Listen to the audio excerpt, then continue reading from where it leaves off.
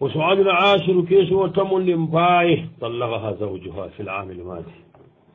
أتي كسيلة دنجنت إكينا دي ورا بويدي تين نين كوري جمع أنا طلقها منه قومار ولا مني أنا طلقها مني سوان كبار ما كيني كده كده سوا غاغي سوا سوبيا با أغا غاغنا با هاجر منو كاكي أغا غاغنا أحيتني يا غريب يا غني سورة من ننشو أنقبوا عندو الله نغا كي ورنا نقول لي كريم ينام بالكم مو مو إمبنكما أني ميا كينغا أني ميا غندبي سورونو كينشوا أنا أغبنا كيرو كم بقي كينا كنشريا كينا كلوا كم بينا أنا غندو جنكي jika mungu daga kunu yati daga sere kunna kinen daga sere kunna idi manyon dogono kenne adi wara matuma ta hana yerunya na gadi wara anna famu ne ta ti maka kinye suwake ituru ngari giri sore pasko tati igana suwake gaga ina khalisin kini tay nenga iti ay mara diga mu kumme famu sur hakke tokande butumbi ma ikinye suwake te nenda nga kinye ke suwa eti kinye ya okina suwa nya ila kundiga musago sago mekam ikina mediti laho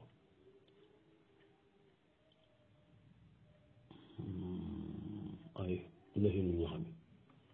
astaghfirullah suwa gu meke hetike suwa gu meke warani keke kine kene espanya sina hana adiwa idi te nenyan ite nikida kullen ko nanti antelle anya gumbonno ma har tampi andro ngadi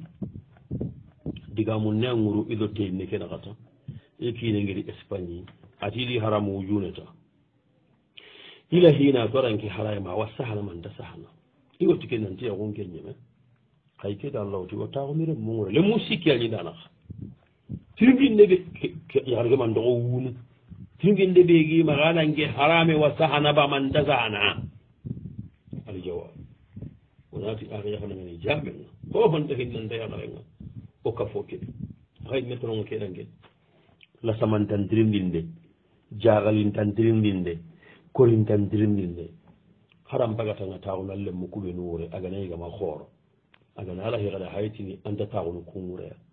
hara aganayige xooro igada kuɓe ñimme siine agana ala hagana tantarone kandi ko allah gadi gon kuy cagol lagani yakanunga mogoɓe oɗanke dankangedi arta koñini o taxe kedi andafa a waranne ge saha ke tawo ama saha ge yakare gatiɗa mbarab yakare kine gatiɗa mbarab latamaye halle jagaliye halle igo ke en kawa dagana ke harame yaken munu hanken kemɓe ha keta jagaliye ite anda jagali go ngirndi jagali iga keñoo kudañinan kunne kengenaga maxay imañidilli jaxali igarnier la feme ke ay tuna haga liixi yaxara ke maxa tuna bitta maxamantoxo wunu wa faniyenga xillani ɓe konno o yigum maxa ñoon jabare o maxa yongimagande wallahi warandenga yaxaren toorno wallahi gankora allah ma waxay juma ña yaxa warandenne yaxaren ciginte ña karne haraganaga digamunoa akadingara nimne keto kartum kuldigamugun togono la samayeta warandenne yakaren torono surtout na yakaren ngara are hoho kam yakari gonu yakumbo kinanu ni wara imentatu idemañi defal warandi mogoɓe ga yakaren karni siri na yakaren ngara sabu suhe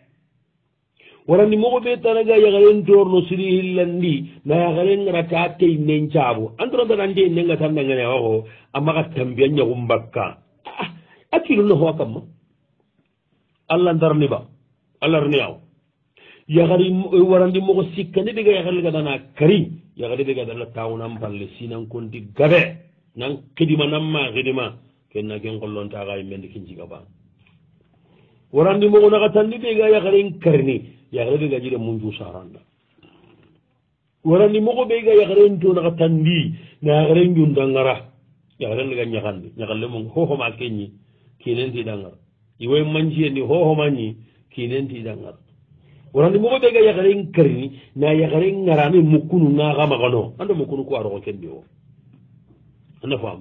ke mo gone garen karniya arante gene mo be gan qawa ante kan kale mo be gan qawa zalida nga sikkandi be konno kartumu khada in jabar inan kanal lay te nunna maganya in kanal lay iduru naga ya gari ngade kila da wara igani walla in tadu khala igo mi wa ya ko ku ware mo in tatu idi warati kan chabwa ane tende nya habara saw arawanya igo ke ana kortene amma yande nenga tanda anda magata be nya kumbakka manni atanna ho akiluna ho kamma walla namimaahu ananya karamera ngai kine roite nden naga haranga nandu kozi ana mesasi ngara kine haranga na tuli mesasi ngana wara kine kine na go samul ngara anay sabu suhe diga ngale ga keta ke ake nyagari intottoro tilindi keta jaga ndene na bugu kisunda wamo ko ngeemera wamo ko ko ntaranga ni ke maga ke wara kenan angida nyagare nya ngedan do kenya ma yunun do malingo hoy ko ngantantu tanda wamo womo hinu ngarni bangeo ndiku yago tekkeya minda tekkeya iganati ko min danguyinia nguyinia an kanne nyaay ki dunna bangenonga serebenda tiuye ni tinin tora kallenga nirmuwa kallenga fina nabanga la ilaha illallah la ilaha illallah la rabba لا إله إلا الله أنتهي الكلام ورابعا وهي نقطة بكم أنني آغي نندي غريكي بانيا نكيسيوكي أنجينا حرامك سحنا السحنا نانا حرام غير أنت تلدنغني ما أنغنا يغي إيغو تناي كنكي نيانا دان قولون تاغاني من دي كمبيرانا كتنغو تغني خلافي ميمون مالك مجهبي كيانو كومو فقه بيوغا غرا dalle gabe gi magamene dalle kemmino de siriyane de senna fi yaqina ndam paramu anke mbagale diga menya daga na dehondi mene sendi yaqe wara tahana anda wara tahil anda wara tasik idini mani waccake haramun dengam maga mandari go tanai kenga na wara anke ko ndam paramu wala ko sikisu wa mbagale kunyaro kalima bana nogonga anyame wa thaniyan kharabu baliki ho be gani ko mo jabe ki gati harabe mutiniya kuro soronna maga sangati yago andron de ke gari kineri tiri gari mbaramu wujuneta I don't know why uga sangati yago ngako wa khamisa ngahi kagani be konnana ari yagare ankimbe kine gara ngara kunu sasa kibari benu gande mana ke kibare nane won namma sijugu tawakkul ala Allah wa du'a annan tuuge Allah kamma tongunde tuuge gani classiyen tuubu e tuuge be gani tuuge tongunde ado duwange annas nanti fofo dam be gani kidnano gonda nyaati Allah ki tenye ado Allah rakuto ho honde na Allah ga mara kuto Allah gallahi a hanya gandini igowai andana memugo kana kanna limo anande America downtown wala kana daga Tokyo wala kana daga Scandinavia anane ngani kine anane ngani gidan nyigoyi kana nyaako maridi ma kwanya ka bugun denga da kubenu wa Allah gallahi dan kanya kunduga kaga kitan kenda kei ga kiti keiti hofa dambe ayanatu khairi mbanel genna mbinu ndo Allah ma jalla wa ala Allah ni kamun ngen ngawanga sheikh fa kutono ngel Allah bangi magamungu majiri baytan gangale qada'ullah majiri golle woro qada'ullah wal qadaru andero wa qada'ullah wal qadaru fasallim wa ya wabarum qada'ullah wal qadaru fasallim wa majidu kapalle ma zafar atogondi zafar wa kenya ha ban fati ati qada'ullah wal qadaru Allah kutonna kite nyani fasallim andu to Allah kite ngure warba annadu ngeti Allah kite ya zafaru wa kullu nasi madiyatun atanna tunadu duna serenju dan usu daga na lew wa yaqfulu awwalu li akhiru wa yaqfulu awwalu li akhiru benuga halle benuga karaikane inita batemba ne bagande tokkela kenda imene idha halal qada'u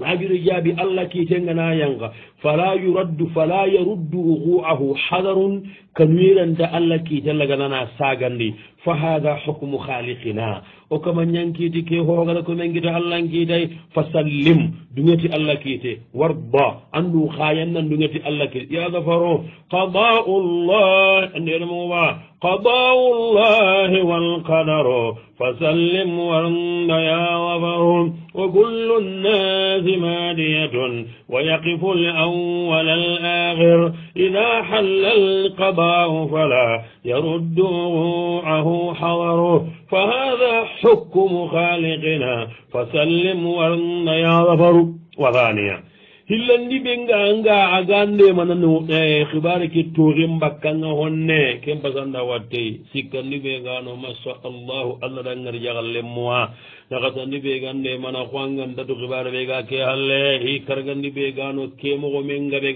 gaɓenni yagarenkinan battarangara wa sadisa hi tummundi ɓe gara wande mana annatunante petita wañinankinanti haqqidundu aga ñangalla gemande negiɗigaɓe gam mamugo adiga mo amene sonigan kanne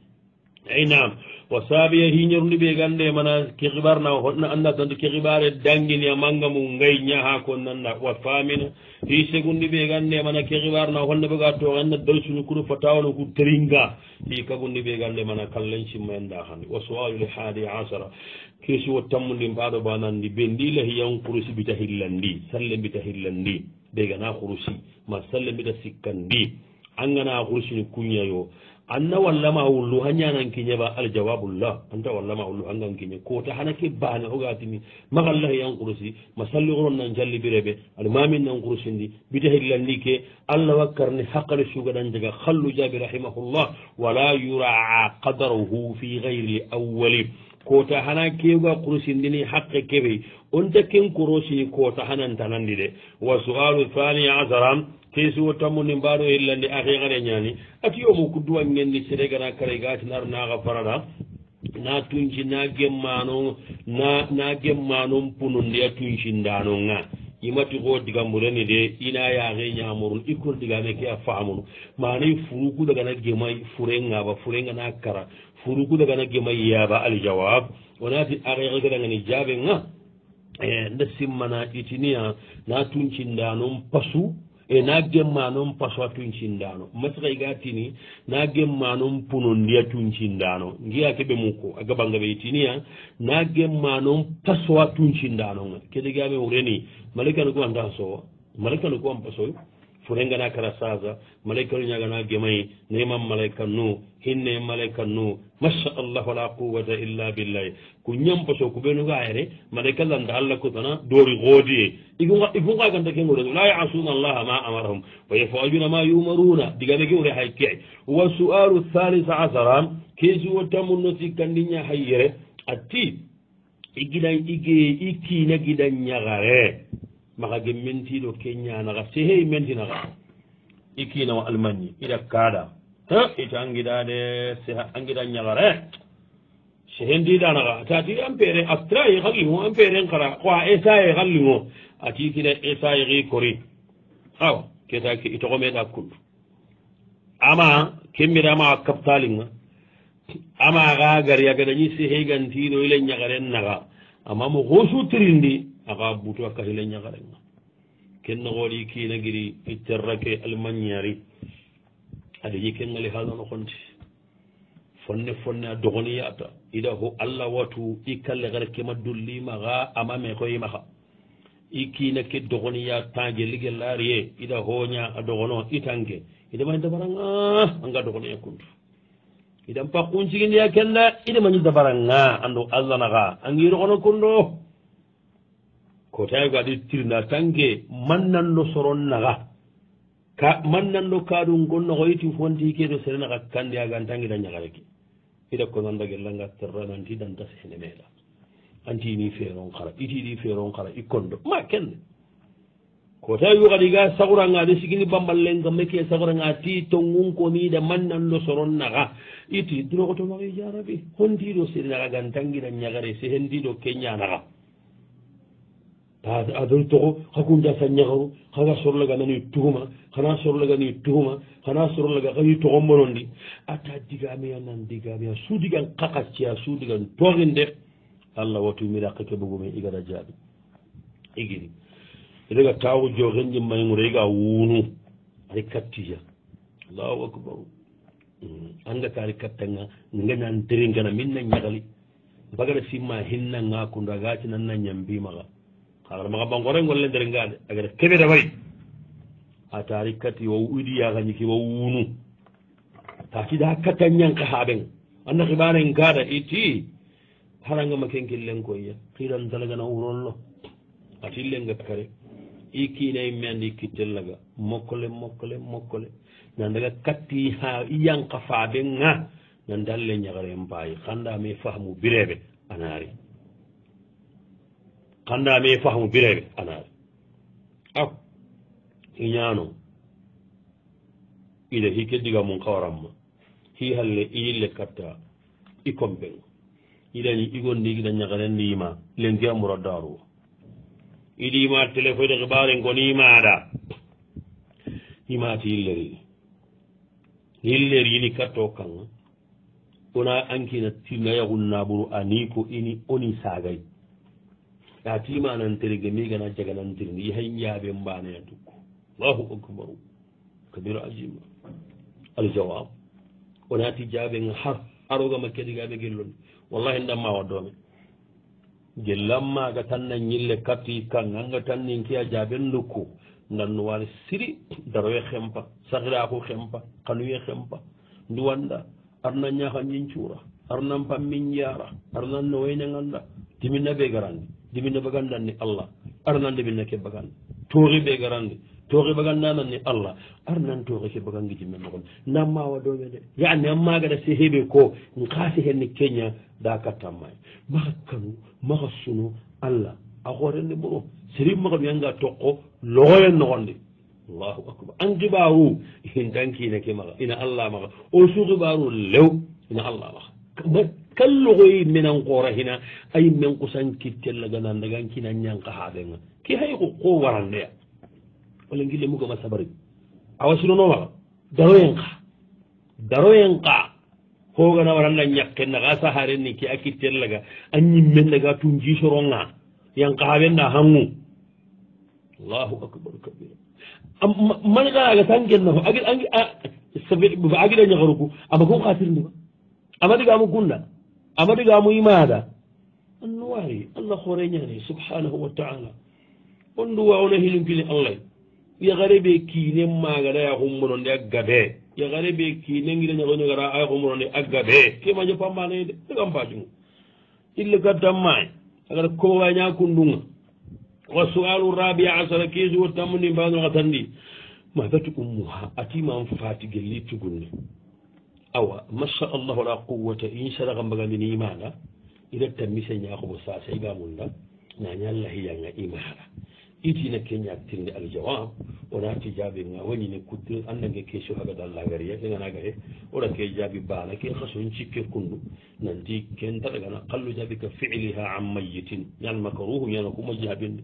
sere maga lahiya duran qobo na bagandi furenda angada lahiya keɓe baganda ñimme lahiya ke anga niya andan coroncu lew hoɓiran dondo huru awa sulogono ha maga lahiya duran qobo anga tini kenen fure ñaga le salafunu maɗa ɓaɗi wa sualul hamisa asara keesi wo tammu nukara gandi awa tugati o lahiyatiyeke aho sire a ñimmena honnayi gadi sire ɓe ganayi keta masha allah wala quwata illa bihi ɗigoɓe gani keta ga france geta ali yakari mbanega france yakari mbane kewa magati afrique yenen kunne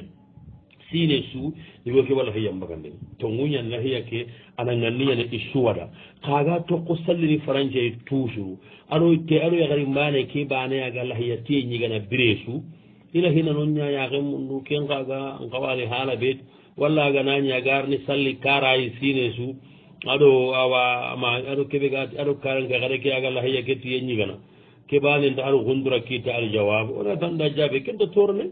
igo kenda lahiya mbagandi o aya homi lahiya hadi yakkumire muña anniya kabbidi walla hiya kedi añeme baraji ke taxandaxa suñoro baraji noxon xa tiye kengengengenge ay meganayi karaɓe sine ɓe ken kara yaxare ɓe ga ken kara ya takkende yana tiyalagene na bii anga tara ndacini ke na tiyexeyanda ay tiyerendana poste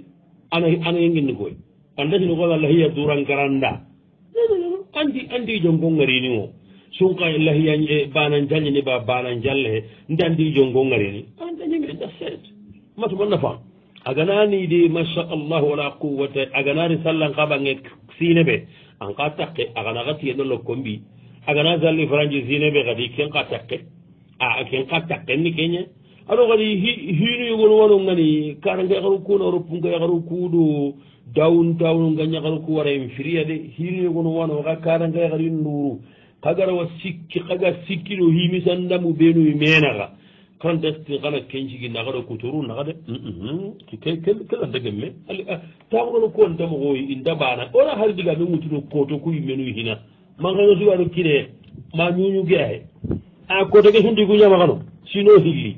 aɗo francinga me kam yaxene ɓega maxa downtown sino filliga me kam a narangade xa sunaxati a guttenem toxomanegeta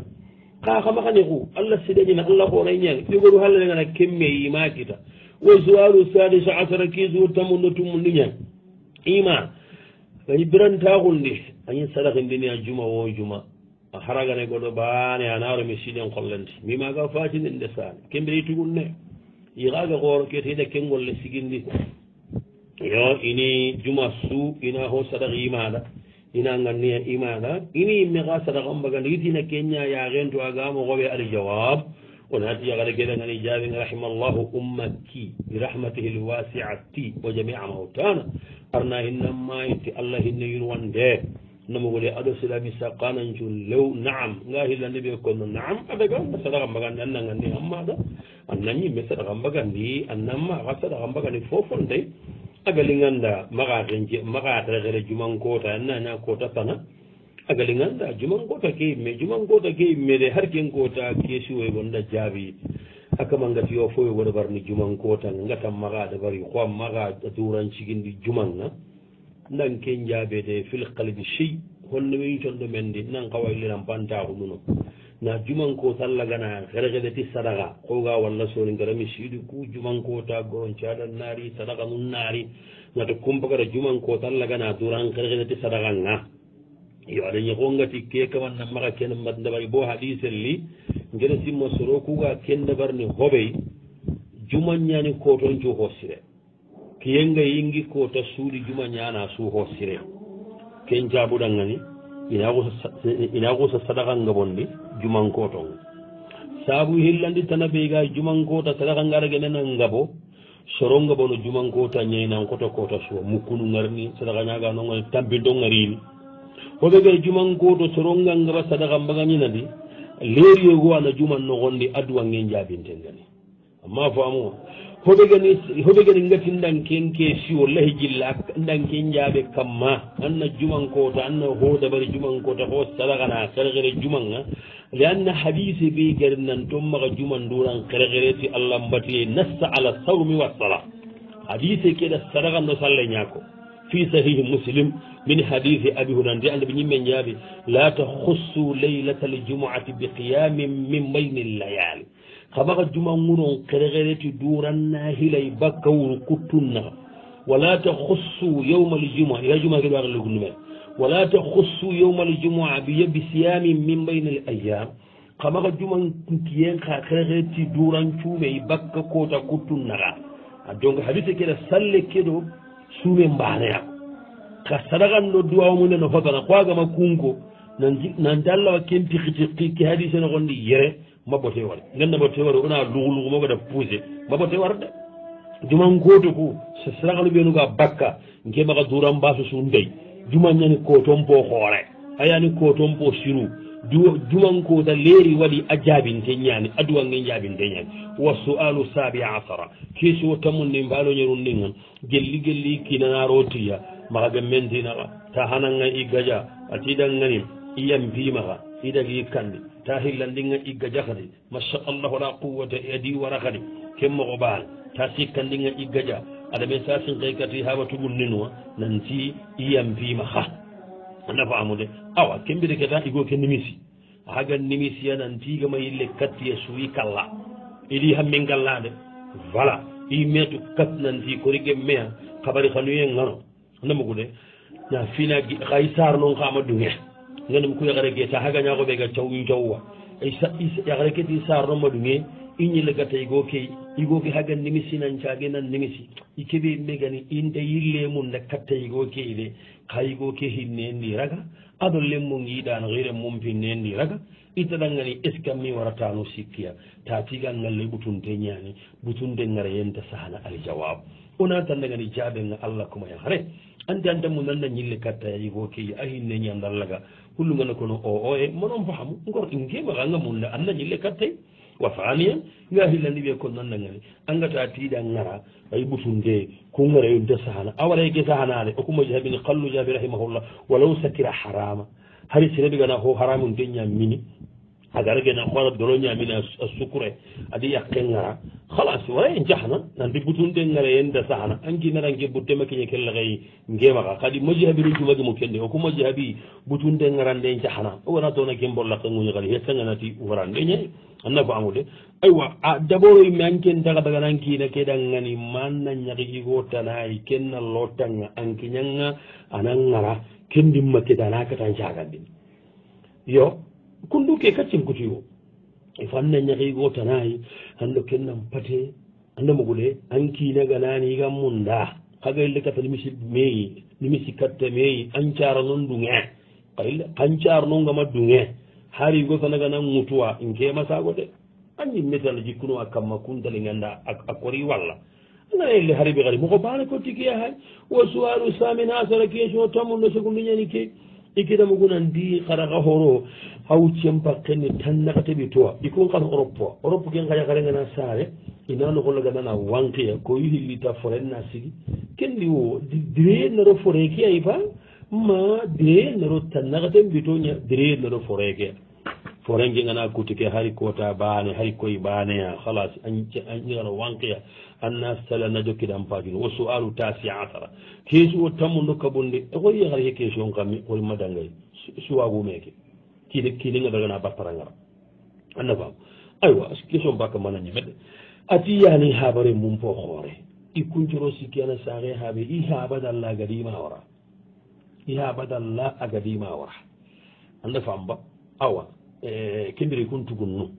aɗa yagare tana mum duna kellima compendi keñakare wama ayille yakarin koore tana mundunu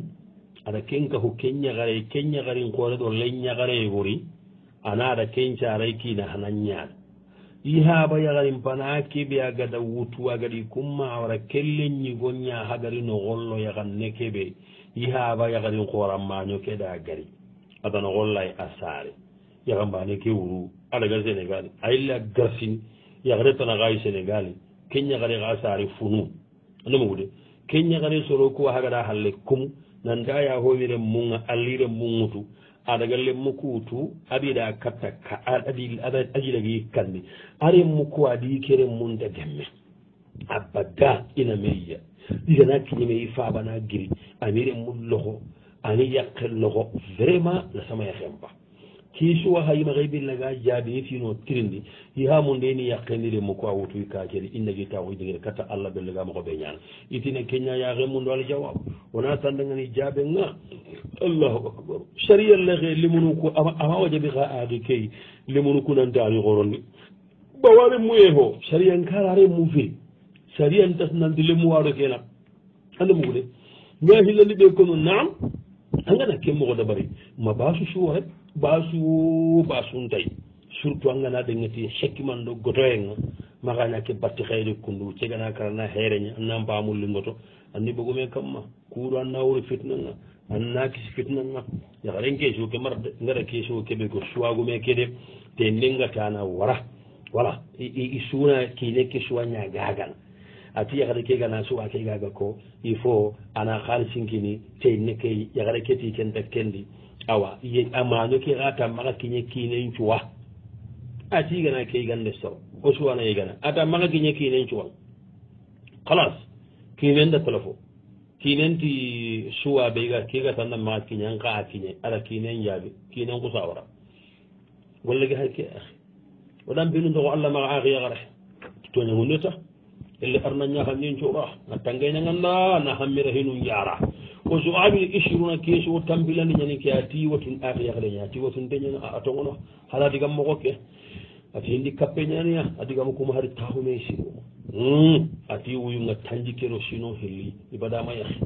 indemu ndayiga sangana indemu ndayiga jeenini indi kappe ñaniya ayindi kappe ɓe ganiya irawa terene irawa du yigandini ndesan irawa du wankini imero iramu lonu duwa yahuñankotiya imala he jeenini ido ñagati allah on du wiidali jawab onati jaabe onati aɓe yagara keɗangani jaabe ga oɗa allah ñaga arna sahañaganna jawoye kamma arnan cagandu magana torallogo ando watunten jo lewu silaminu gari arnan ngari jaga kina sire fatawakkali ala allah tuugi allah kamma aɗa wañi li angari jannaro saabu hay annanke watteyano hon arna ña kondunga angana simme kenga baane anande man honde baka watte ke hamminda hamminga fillandi machallah ambana heti kenda duna hillugode seringo kame hiyokote suudi anganankarum panganan balle hay annañini ambana he o dampinum kala ha allah subhanahu wa taala akala he honta bonno arnañaka jin cuura watte ke na konko bakam baten nogondi machallah nangere jaga igu sireyi ambuttegamurene wa sallallahu ala nabiyina muhammad wa ala alihi wa sahbihi wa sallam wassalamu aleykum wa rahmatullahi wa barakatuh yatikum al